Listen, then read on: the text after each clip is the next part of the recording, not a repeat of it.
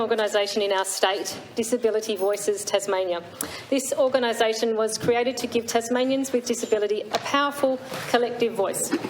Disability Voices is an organisation that aims to set the agenda on the key issues for people with disability and build capacity to create change in our community. About a quarter of all Tasmanians are living with a disability, one of the highest rates in Australia. In spite of the numbers, many people with disability commonly experience barriers to making a contribution and participating in the ordinary everyday life that many of us take for granted. Too many Tasmanians with disability have been denied access to opportunities, felt their views and hopes have not been respected, have been excluded from education or employment and found it hard to exercise their rights. Disability Voices seeks to address these issues and open up new opportunities for our state to benefit more fully from the potential of all community members. Importantly, Mr President, this organisation has been established and managed by people with disability.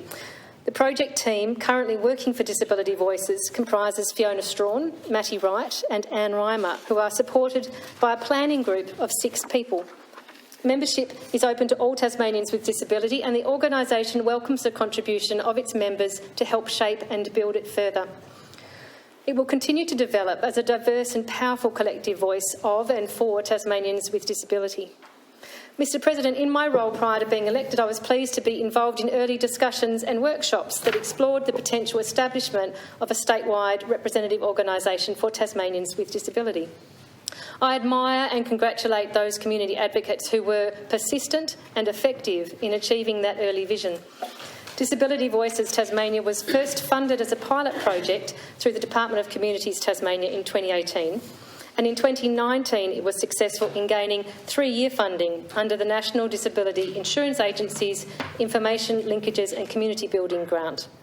This grant is being used to fund 3 projects each year. Those projects will build skills, knowledge, confidence and collective voice of people with disability in this state. The first project being undertaken by Disability Voices is called Pitch Perfect. It's a series of workshops about using personal stories to influence decision makers. And the second project is exploring the value of inclusive tourism in Tasmania and investigating how lived experience stories can be used to assist local tourism businesses to become more inclusive. I look forward to the insights from this project being shared and the rollout of future projects under the grant funding. Mr President, it's important to recognise why an organisation such as Disability Voices Tasmania is necessary. For decades, people with a disability have advocated on the basis of nothing about us without us. Too often, the voices of people with disability were not appropriately respected, their knowledge and experience were not well valued, and their contribution was not readily welcomed.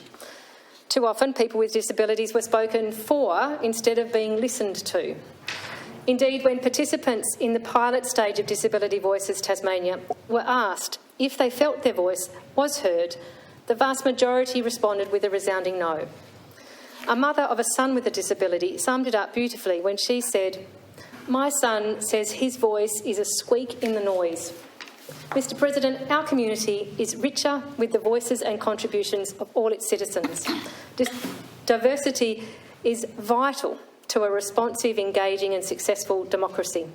And although people with a disability are individually as diverse as any group of people, they have some commonality of issues and shared experiences.